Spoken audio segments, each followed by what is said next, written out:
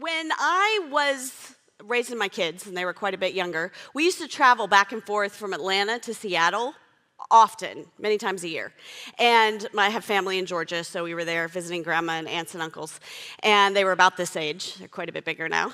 And when we hit the Rocky Mountains, our plane just dropped. Have you ever had that happen, and your stomach kind of goes, woo, and you feel the seatbelt tighten against you? Everyone in the plane kind of went, or they screamed or yelled because it was shocking. And then the storm hit. And there was lightning. We must have been on a red eye. It was nighttime. And so the lightning was coming through the windows, the ones that were still open, and the wind, I remember it would come sideways, and we would just, you could see us just kind of going this way, and then the turbulence was awful. And I remember looking down that tunnel of the fuselage, seeing all the people kind of bouncing to the syncopated, turbulence of it. We were all moving in the same motion, and I was terrified. I've flown a lot, and it takes a lot of turbulence to get me worried, and I was worried. I was nervous. I was very scared, as well as everybody else on the flight, except for one person. My daughter, you see her there, Lorna, she was having the time of her life.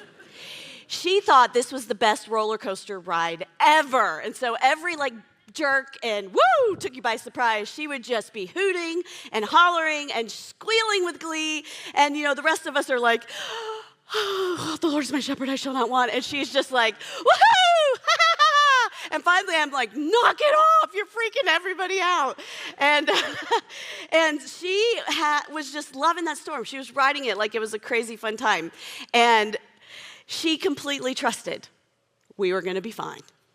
And so she enjoyed the storm. Today we're going to be talking about storms. And like Pastor Charlie said a few minutes ago, we're in this talk series, Why Blank Jesus? Why follow, trust, believe Jesus? Jesus said if we don't believe his teaching, what he said about himself and what he taught, at least believe his works, believe his miracles. So we're looking at a miracle from the Bible that Jesus did each Sunday.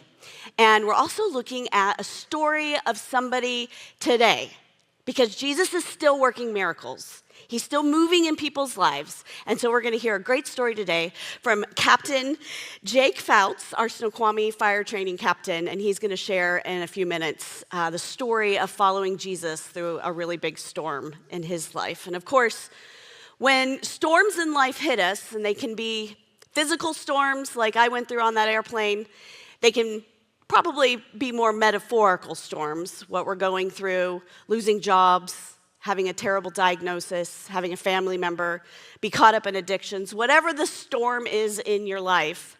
We often call out to Jesus. We call out to God and we say, where are you in this? And that's what God is looking for. He's looking for us to authentically engage with him in the middle of that storm, because God is revealed in the storm. So let's look at what's happening with Jesus and his 12 disciples today in Mark chapter 4. Read along with me. That day when evening came, he said to his disciples, let's go over to the other side. They were at a lake. So leaving the crowd behind, they took him along just as he was in the boat. And there were other boats with him. A furious squall came up, and the waves broke over the boat so that it was nearly swamped. Jesus was in the stern, sleeping on a cushion.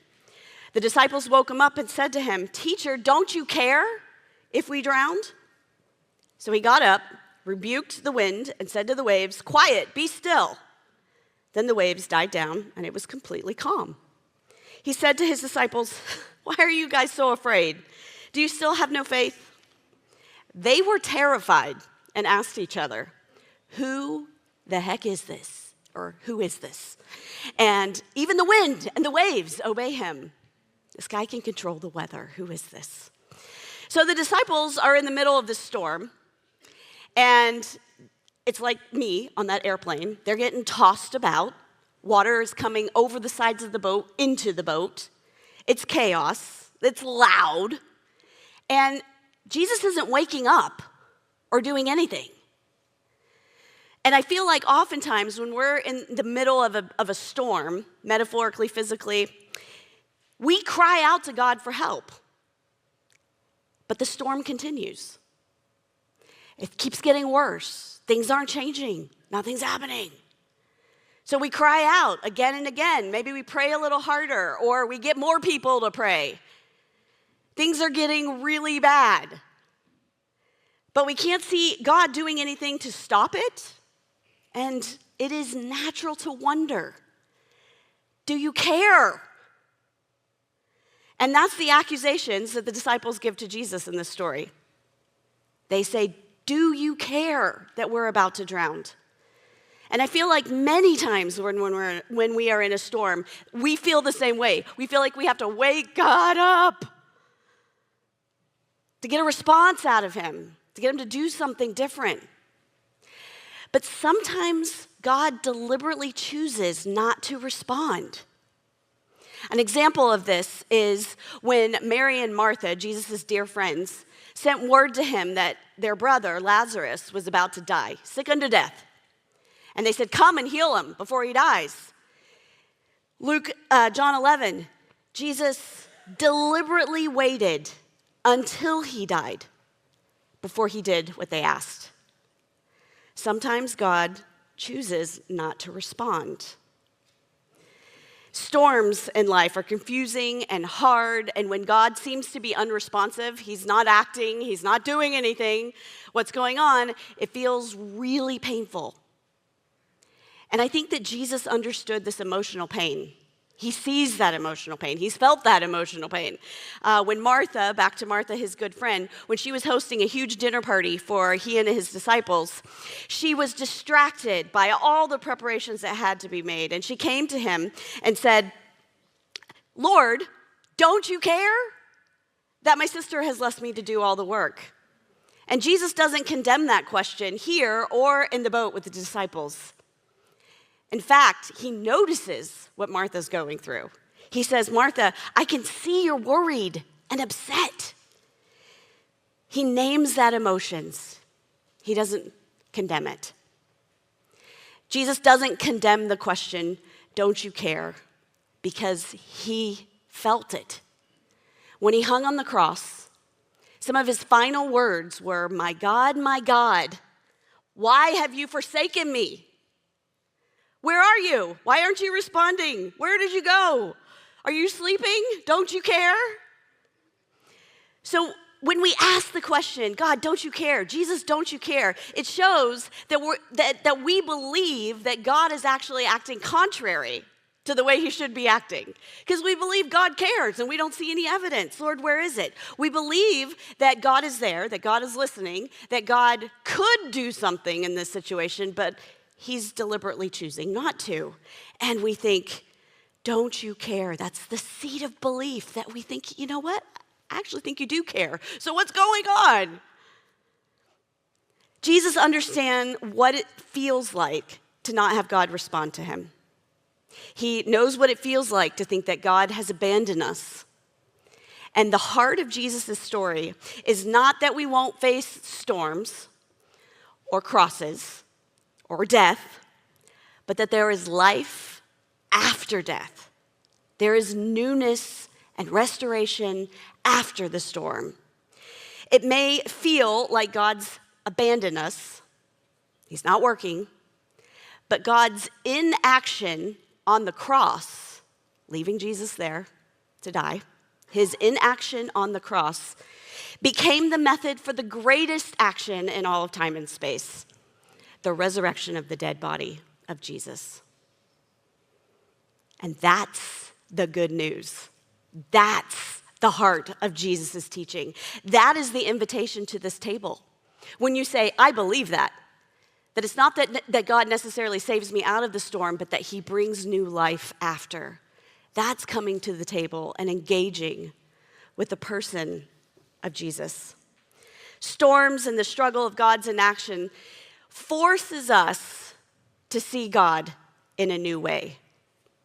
Now, in 1986, an archaeologist dug up a picture of the boat. So we've got the disciples who are struggling against the storm in the boat, And I wanted to give you an idea of what that boat might have looked like. So they found this boat at the bottom of the Sea of Galilee, where Jesus and his disciples were in the story, buried in the mud, and they dated it to the year 50 AD. So this is indicative of the size and kind of boat these men would have been on. Can you imagine 13 people in that boat? It looks pretty small. So we've got Jesus sleeping in this boat, in the stern, and it's not like a big boat where he's down in his own bedroom taking a nap. He's there with them. And the disciples know that he could do something about what's happening. They're about to drown. Maybe they were bailing water. They're shouting. The waves are loud, or the wind is loud. And he's not waking up. So they know he could do something, so he must not care. So that's what they accuse him of. But what if Jesus wasn't choosing to be inactive in this case? What if he was simply exhausted and he was in a dead sleep? Now, Psalms 121 says that the God of Israel, he who watches over Israel, that's God, neither slumbers nor sleep. God's never asleep on the job. That is, until God became a human. And the Bible always presents Jesus as the Son of God who had human needs. He was a man. He was hungry. He was tempted. He didn't give in to the temptation, but he sure felt it. He was tempted. And he was tired. And if you remember the day that Jesus had, just to set the story in context, he had spent the entire day at the lake. You know how tiring that is. And on top of it, he was standing in the boat offshore, yelling to thousands of people his lessons. Now, I just do this for 2 hours on Sunday morning, and I go home and nap for 5 hours. I'm exhausted. I can't imagine how tired he must have felt. So when he gets in this boat at evening time, he is exhausted. And through all this chaos, Jesus sleeps through the wind, through the waves, through the water, through getting wet. It's not until his friends start yelling at him and shaking him, "Jesus, wake up! Don't you care?"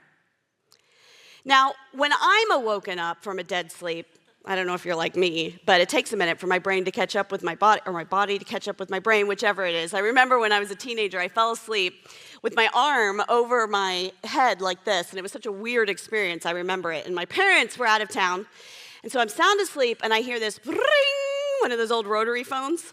And so I went, and I was like, I have to answer that. My parents are gone. And I went to grab it, but my arm wouldn't go that direction, and I couldn't figure out where I was and who I was and what my name was. But finally, I was like, okay, I know what I'm doing. And then I used the other hand to pick up the phone and answer it. It took a minute. So Jesus gets jerked out of sleep in this chaotic situation to the waves splashing, the boat tumbling and jumping, and friends shouting at him.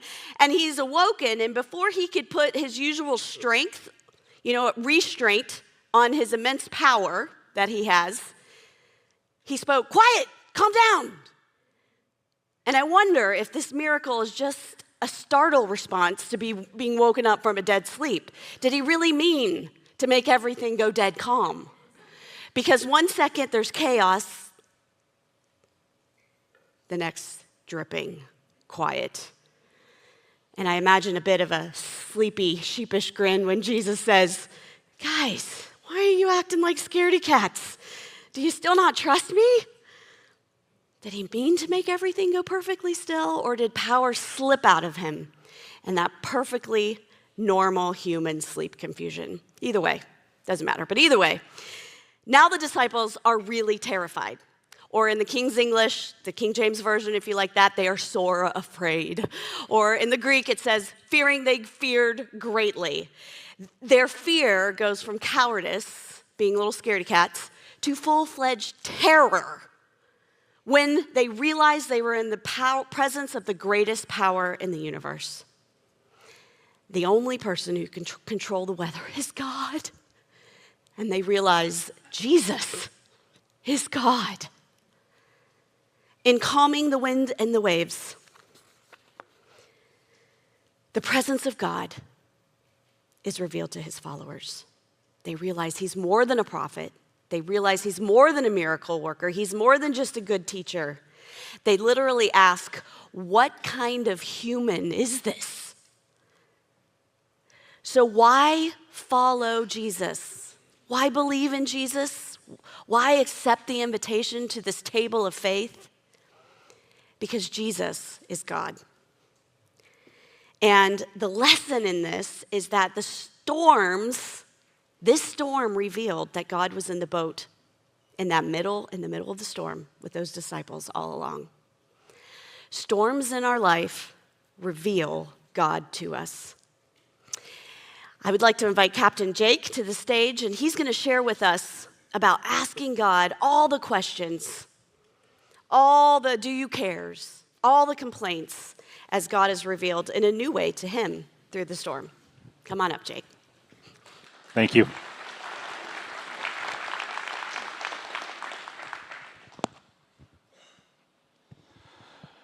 So I know I was introduced as Captain Jake Fouts with Snoqualmie Fire, but I don't want that to be the identity that you see me as today.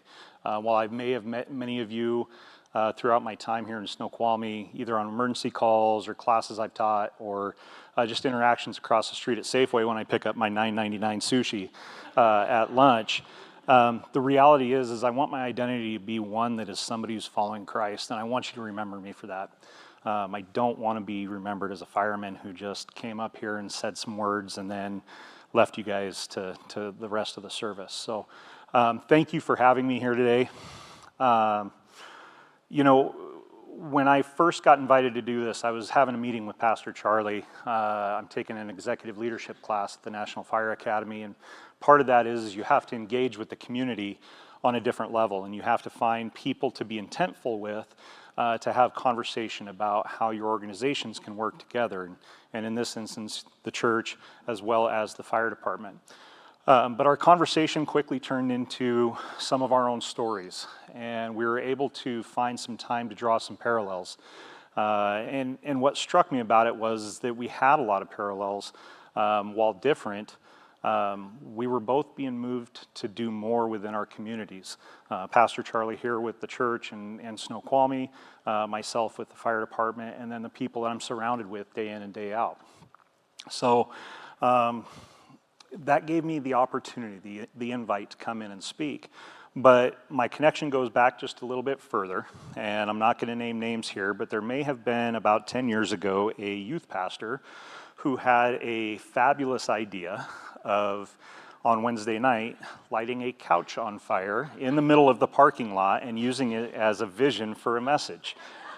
He called me at the fire department and asked me if we would come do a standby and let him do that. And you can imagine my face when I'm sitting at my desk and just absolute no, you can't do this.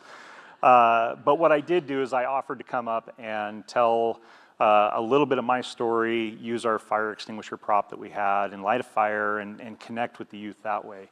And I didn't think it was going to be that. I thought I was just simply going to be the person lighting the fire and putting the fire out while the message was delivered. But it was quickly handed to me and let me talk with the youth. So some of you may have heard some of my story already. And if you have, I'm glad you're back in here today. But that brings me to why I'm here. To give you the short story, my childhood, my upbringing was pretty rough. My mom and dad divorced very early when I was young. My mom battled addiction. My half-brother and her raised me until I was about 8, and it was this give and take back and forth. She's at work, I'm at school. He's here taking care of me. It was it was rough. Well, 8, my stepdad and stepbrother come into the picture, move into the house, and you would think that bringing people into the home to help stabilize things and work towards that traditional family would get better. It didn't. There was chaos, there was verbal abuse, there was mental abuse, there was more addiction, drugs, alcohol, isolation. Friends were not allowed to come to the house because there were drugs in the house. It was a very rough period of my life. So it was all I could do that when I turned 18 to run as fast as I could out of the house and find some sort of stability and some sort of future for myself. So I went in the Army and did a short stint there at Fort Knox in Kentucky until I broke my foot. And when I broke my foot, they quickly said, nope, you're going to ride a desk for the rest of your life. You can go home. So I said, no, I don't want to ride a desk. I want out. And I came home, joined the fire service, and for me, the fire service was a piece of comfort. It was something that I thought was going to be my future. My grandfather was a firefighter for 27 years in Seattle, and I had grown up around it and had done fire explorers and tried to connect, but I never really knew what the future held, but I knew I wanted the fire service. So in '98, when I came home from the Army, I joined Maple Valley Fire as a firefighter. And for those of you that work in public service or have ever had a family member or somebody work in public service, you know the people that do this on a volunteer basis typically want to do this as a career. And it takes them about 2 to 3 years to get hired. So that was where my timeline was. I joined in '98 and I figured 2 or 3 years and I'm going to have a job. But that wasn't happening. I would take tests and quickly get rejected. I would brush it off and just move to the next one and just keep trying to be better each and every time. I loved the fire service. I enjoyed the teamwork, the adrenaline, but I love the identity more. Moving past the getting hired phase, in 2002, while I was still volunteering with Maple Valley, I frequented McCabe's Country Bar in Tacoma, and that's where I met my wife. And the thing that I remember about my wife from that night was her eyes, her smile, but then when we sat down at the table, that she held my hand. And there's something to be said about that, because I hadn't had that before. I've had girlfriends, but not somebody who so immediately connected with you that they're just holding your hand. It's that peace, that patience, that calm. And we didn't know it. We weren't living a spiritual life. We weren't going out of our way to make a connection with God, but we were connected. So in 2003, late 2002, I proposed. 2003, we got married. But when we did this, I realized that I hadn't been hired in the fire service at this point. Time to give up. That's 5 years deep. There's just nothing there for me. I'm going to have a family. I need to move on and try something different. So that's what I did. I went to work for various different companies. I drove tow truck and repo and Aramark laundry services. I worked all over the place. But as married couples do, we found ourselves expecting a child in the spring of 2004. And that's when my wife and I decided that maybe there's something different that we need to be doing, not focusing on the world, not focusing on what other people view us for. And we found Solid Rock Community Church in Covington. We started attending, and mind you, somebody who came up from a background like mine, where the family was Catholic on one side, agnostic on the other, they mourned their faith. It wasn't anything that I ever wanted to be a part of. I didn't think that there was anything there for me. I figured it was stiff, stuffy, formal. But when I walked into Solid Rock that first time, the thing I remember is that it wasn't stiff, it wasn't formal. It was welcoming. There was handshakes, there were smiles, there were people who asked me my name right away, and they wanted to build a connection with me. That turned something on in my brain. I wouldn't say it quite hit my heart yet, but it turned something on in my brain. I realized, wait a minute, maybe there is something here. Well, fast forward 2005, January 2005, my daughter Isabella's born. She turns 21 here in January. February, she gets dedicated that same year. And then something bigger happened. In March of 2005, my wife and I together in the crisp, cold waters of Lake Meridian were baptized on Easter Sunday, which I can't say enough about what that feeling was like and what that meant. And when you think about those cold waters and how painful that can be, the reality is when you came up out of it, it was warm. It was absolutely warm. There was no shivering or shaking. People surrounded you with hugs, and you realized that you were part of something bigger and better. And it was this point where my wife, through her encouraging, pushed me to go back into the fire service and find that path forward and work hard and use our faith and our strength together to achieve that dream. Well, So that's what I did. I joined another fire department as a volunteer, hoping to get hired. And I started doing everything in my power to check boxes and move forward and test and train and volunteer, all while leaving my wife at home to take care of my daughter. So we spent more time apart than we ever actually spent together. We joined a small group. We started doing studies. My wife was fully invested, but me, not so much.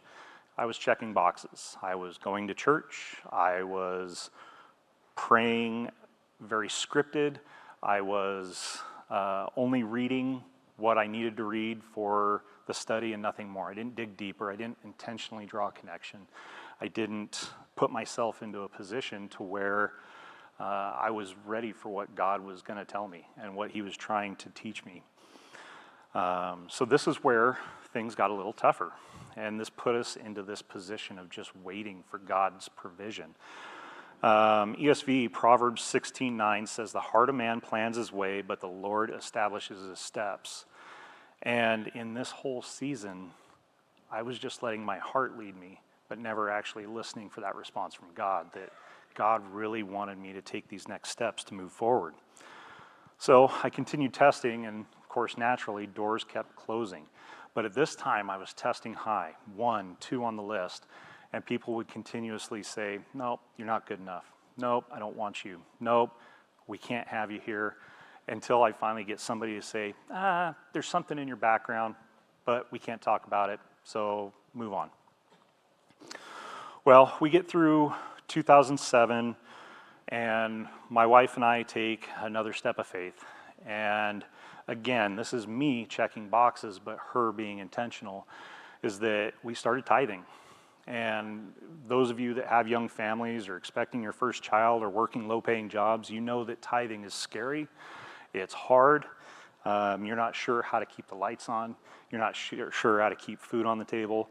But your hope is that by doing something faithfully, God's going to continue to provide. And he did, constantly. We always had food on the table. Our bills were paid. Our lights were on. And we had people next to us that were there to support us in the struggles and our need in that time. Well, we fast forward through 2007, move into 2008. I'm still cranking away. I'm volunteering. I'm working 40, 50, 60 hours a week, plus volunteering 2 and 3 nights a week. My wife's home. She's got 2 babies now. My son Archer was born in 2007. She never sees me. I'm working constantly. Something had to change. Well, 2008, I started testing really high again. Number 1 on the list, over and over and over. And you can bet that every time I got that phone call or got a letter in the mail of rejection, you can imagine what that did for me.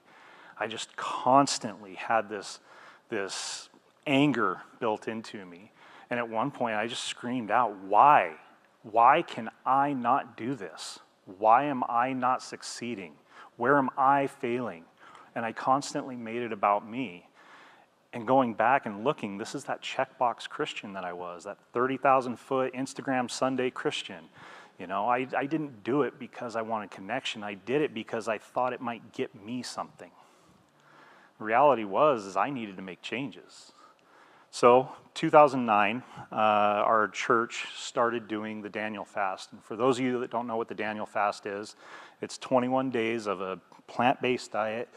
It's prayer, it's fasting, it's reading, it's being connected intentionally, looking for that faith that Daniel had, that we all still strive for. And going into it, I was still very much young in my own faith, my own walk, and I was mechanical about it. I read the little card that they gave me when we started it, and I read the specific prayers, and I read the specific verses, and then I threw it to the side and I went about my day. I didn't eat anything. I was miserable. You can ask my wife. I was pretty insufferable to be around. But the reality was the first couple of days I was super mechanical with what I was doing. Well, we got to day 5, and my work schedule was very complex. I was working those 60-hour weeks. I didn't have time to just stop and read a card anymore. It was becoming cumbersome. So I just started talking while I drove, or talking while I was walking between my customers, and just having that conversation.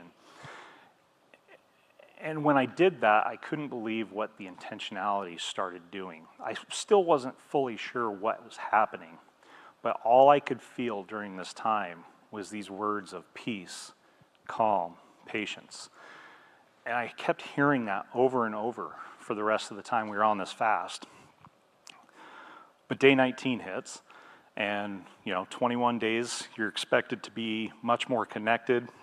And I feel like I was, but boy, was I pretty insufferable when it came to the food and being energetic and being happy to be around. Over and over during these 19 days, I had gotten more rejections. Day 19 hit, and I can remember, it was toward the end of my day, I got another rejection. But this one hit hard because I thought for sure I had made it all the way through the process. I was in the final backgrounds, thought I was going to have the job, and they called me, and thanks, but no thanks. I was crushed because I thought for sure that was where my future was going to be. I went home and was pretty angry, was ready to walk away from the fast, didn't want to be part of it, wanted to eat, wanted to drink, wanted to do all the things that come along with just breaking and brushing it away. But I didn't, I stuck with it. The next morning though, I went back to being mechanical. I whipped out that card on day 20 and I just read what it said. And I just read the verse, and then I went about my day just angry, insufferable, broken. Well, the end of the day comes, and I'm at my last 2 stops, and when I got to my second to the last stop, this is a place that I normally had stopped and spent some time with my customer. He was somebody I had built up a friendship with, and we get to talk about a lot of things, talk about life and family and just things in general. Well, when I pulled in, I took a look and his truck wasn't there. I was like, oh, that's interesting. Because I kind of knew his pattern. I knew when he'd come and go. He would always tell me if he was going on vacation. And when I pulled up to this gravel plant and saw that his truck wasn't there, I went in and I knew who the operator would be. And when I saw Chris behind the counter, her face was different. You could tell her eyes were red. She'd been crying a little bit. And I asked her what was going on. And that's when I found out that my friend was found dead in his home in North Bend that morning, and he had taken his own life. I did my best to hold it together while I was there, but I broke down. I cried. I was hurt. I didn't understand why somebody could do something like that. And I began immediately building this self-doubt in my brain. Why, God? Why would somebody ever do this? I finished my stop, and as I got back into my truck and gained my composure, I got another phone call from another fire department. And you guys can guess, this was another rejection. And I've already built up all this hurt on top of it. What's one more? Well, after I find out my friend had committed suicide that morning, I lost it. I absolutely lost it. I pulled over in front of my customers, my last stop of the day, and I started screaming and yelling, throwing things. I ruined linen, I ruined laundry, I broke things in my truck, I flipped out. I didn't know what to do. I screamed, I yelled, I accused, I cursed. It was ugly. If you've ever seen a grown man throw a temper tantrum, it's miserable. I just couldn't understand why. Why did he kill himself? Why can I not achieve things? I give everything to you, but why? Why can't I do this? And I did that for about 10, 15 minutes. I regained my composure because I had to wrap my day up. And as soon as I regained my composure, right as I'm stepping out of my truck, my phone rang one more time. But this time it was different. It was Snoqualmie. I heard Becky's voice on the other side of the phone, and Long story short, she said, Mr. Fouts, I want to offer you a position here in Snoqualmie, but we have things to figure out first. Okay, great, let's do it. I don't remember the rest of the conversation because all I was doing was crying and yes, yes, yes, whatever you need, yes, I'll do it. Hung up the phone and I broke down again. You didn't think a man could cry so many times in one day, I did. And it was another ugly cry, but the only thing that came out of my mouth that time was thank you, thank you, thank you. Well, fast forward and to kind of give you the big pieces of this story, I met with the background investigator here in Snoqualmie who's doing my background check, Sergeant Chris Todd. He's gone off to be with the Lord now. We had a good chance to talk just for a few minutes, and he's like, you know what, you have these glowing references, you have all these things that you've done to be better. You're an excellent candidate. Why aren't people hiring you? I said, I don't know. I said, here's all the things I've done. And then he goes into the question. He asked me, he says, so, what happened in Kelso in 2000? What about the gun? How about the fighting with the cops? You can imagine my look. Stunned. He says, what are all these things in your background? I said, well, I have no idea what you're talking about. But right as I said that, it clicked. I told him, run this name, run this date of birth. So he did. And you could see the expression on his face change. He looked at me and looked at the screen. And he went back to me and went, who is this? I said, well, that's my stepbrother. And he said, well, come around, look at the screen. And he did, line for line. Everything that he had done was on my criminal record. Except for the speeding ticket in Othello in 2001.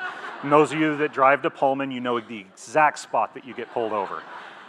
But he said, this is your problem. This is what happened. I was shocked. He was shocked. He wrote the letter. He cleared things up. He recommended me for employment. He's like, you need to get a lawyer. I said, okay, I'll figure this out. And I left and sat in my car and bawled my eyes out again. But the reality is, I finally had answers. But here's the problem. The answers weren't that somebody used my name in the commission of felonies. It's that I was accusing God over and over and over of forgetting me, for not doing something for me, not connecting with me. But in the end, I was the one that wasn't being intentional. I had to take time and connect and really figure out what his purpose was for me.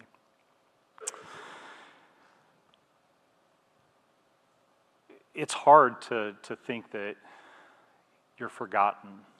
It's hard to think that you're not wanted. It's hard to think that somebody's not listening, especially God. You want that connection. But looking back now, I see what I couldn't then. Every single rejection was God preparing me and building me back up for his purpose. He wasn't holding me back, he was holding me steady. He was shaping my heart before giving me responsibilities that I was praying for. So, friends, waiting's hard. Silence is hard. But you got to keep pushing through that. Remember, he uses rejection to refine your character. He uses your pain to build purpose. When I thought he was saying no, he was just telling me not yet. So today, my hope is that this story reminds somebody, anybody in this room, that no matter what storm you're in, no matter what the rejection or the silence that you're going through, or the heartache, God's still moving. He doesn't waste your pain, he redeems it. He doesn't forget his promises for you. He fulfills them in his time. You know, sometimes his greatest miracles happen not in the fire, but in the waiting. So I just ask you to be intentional, stay connected, and ultimately trust his timing. And if you want to hear the rest of my story, come down to the fire station, buy me a cup of coffee. There is so much more. So thank you. Appreciate you. Good job.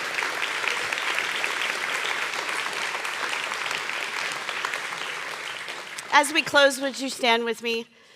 I know that some of you are here this morning because you're in the middle of a storm and you really want that connection with God. You want to experience God in a new way. Let me encourage you to think of Jake's story and say, how can I engage with God with my whole self? Even if it means asking God, don't you care? Where are you? Why aren't you listening to me? Would the prayer team come forward? We have safe people here who would love to pray with you, wrestle with you. And let me close in prayer. Dear Lord, the God of the universe who came as a man and sat on a boat, lived through a storm and calmed it. Lord, we look to you in the middle of our struggles and our pain. Lord, you say you love us and you care for us and you want us to know you. And so, Lord, I pray as we go through our storms that we would do just that and that you would be revealed to us in a new and exciting way, some way we didn't even expect. We love you so much, God. Thank you for this day and thank you for all you've done for us. In your name, amen.